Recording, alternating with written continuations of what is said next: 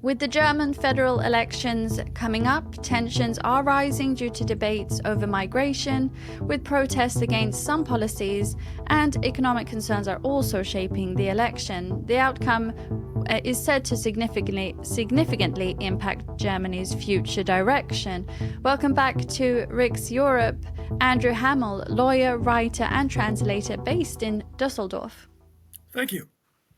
So could you tell us what are the main issues dominating this 2025 German federal election? Well, according to polls, the main issues are basically two of them at the very top are immigration and the economy. And so Germans are concerned about security and immigration after a recent spate of high-profile attacks. And the German economy has been stagnating and teetering on the edge of depression for some while. So those are probably going to be the big ones. And then come the sort of more standard issues that come up in every election, such as, retirement and pension benefits and wages and matters like that, and inflation too. And how do you assess the rise of the party AfD, and what could this increased support have for effect on the German political landscape? Yeah, that is interesting because the AfD, it has just hit one of its all-time peaks recently, and it's polling consistently above 20%, sometimes as high as 23% right now. And most people are saying that it's almost certainly due mostly to immigration and these recent attacks like the Magdeburg Christmas market attack in Aschaffenburg, where a 2-year-old child was stabbed by an Afghan immigrant, an illegal asylum seeker whose asylum claim had been denied. And so that is the issue that the AfD is running on very strongly. And it has also been recently strengthened considerably by the vote in the Bundestag, in which Friedrich Merz, the leader of the CDU mainstream party, introduced immigration reforms and accepted the AfD's support. So this was considered a breach in the firewall of absolute non-cooperation with the AfD.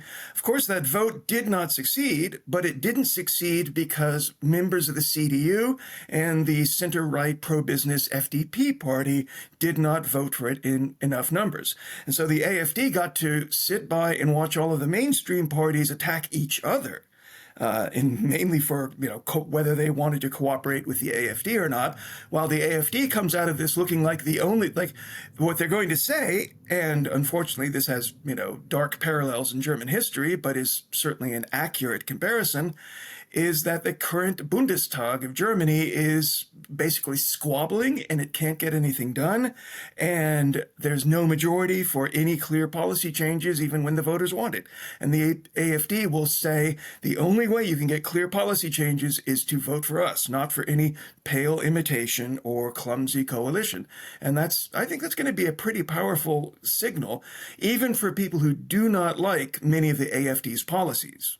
A lot of voters are going to vote only on immigration, and they may be willing to tolerate unpopular policies from parties that strongly, promise strong action on immigration.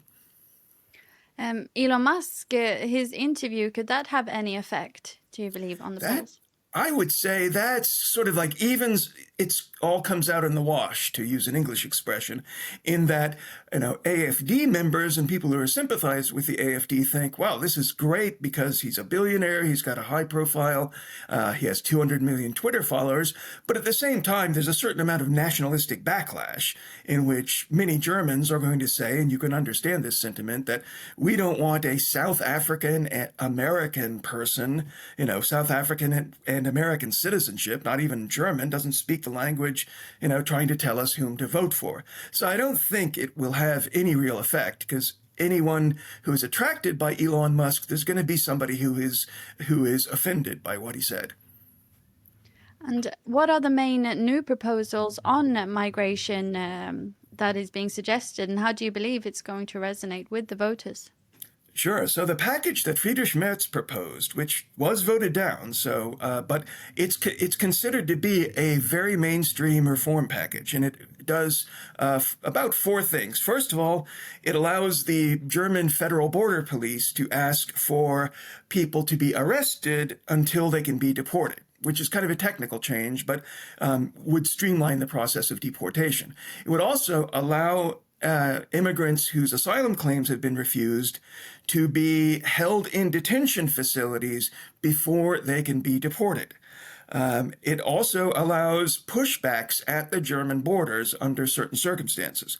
So if somebody comes to the German border and they don't have ID, which is half of the people who come into Germany now do not present any kind of ID, those people would be pushed back into other EU countries. And finally, there is going to be a limit on family reunification for various classes of immigrants. So all of these apply almost only to asylum seekers. Many of these things are actually policy in neighboring countries. So Denmark and France have been doing this for quite some time. So, if a country is really firm about this, then the EU courts will allow it. But even these proposals, which are considered relatively mild and straightforward, were rejected by the German parliament. So it's unclear how it's going to go. A lot will depend on what the next governing coalition of Germany looks like. And could you tell us more about the protests? Which policies are they protesting against mainly, and how is it affecting, do you believe, the upcoming election? Sure. The protests they're not really geared toward policy. Their policy is a theme in them, but not as much as in previous protests. The main reason people are protesting is it's the left and the center left and the Greens who believe that it's an extremely problematic decision to allow the AfD any kind of participation in federal politics. So they claim that the firewall of separation against the far right has been broken by Friedrich Merz, a mainstream German center-right politician. They believe that this is a historical waypoint that spells serious danger for German democracy. So that is the main theme of the protest, is to uphold the firewall against the far right, call for banning the far right as a party. And it should be noted that most of the people at these protests are sort of like teachers, bureaucrats, retirees, the typical sort of Social Democrat and Green Party clientele. So I don't think they're having, a massive impact on public opinion, because these are, in a sense, the usual suspects. And the current political polarization, do you believe it will continue after the election results are in?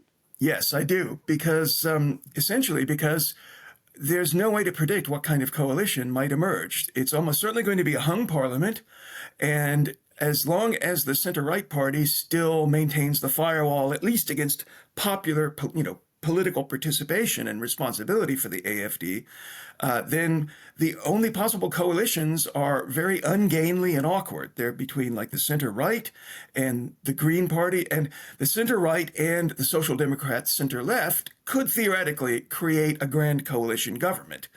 But that's also going to involve a lot of bickering and a lot of basically substantive differences, because those parties are still very far apart on many issues.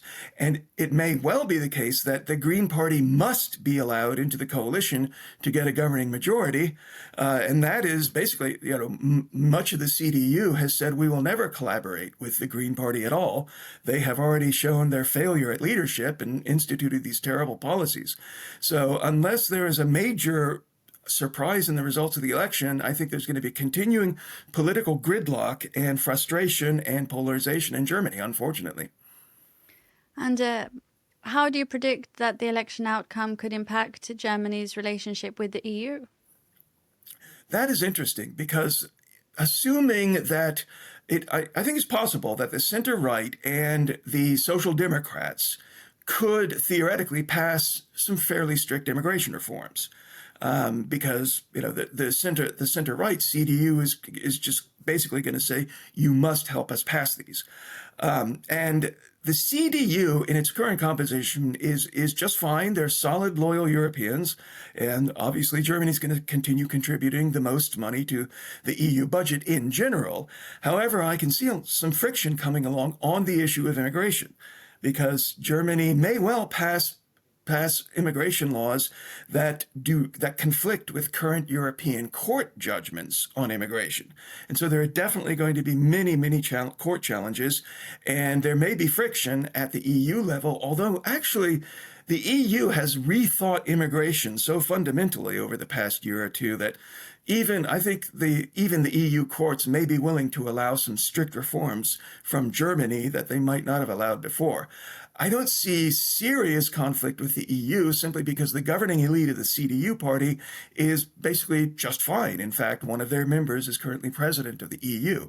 If the AfD gets into power, which I think is very unlikely, but could happen, perhaps as kind of like a minority tolerated government, that was in, I think you had that in Sweden for a while, and there are other EU countries where that happened. Then there could be much more friction because the AfD wants to withdraw from the euro and go back to the Deutschmark and basically reduce the EU to just a customs and trade union, not a currency union. And that would involve radical reforms and huge conflict with the current EU. Thank you very much, Andrew Hammel, lawyer and writer and translator based in Düsseldorf. You're welcome. Thank you. And thank you for watching Rigs Europe.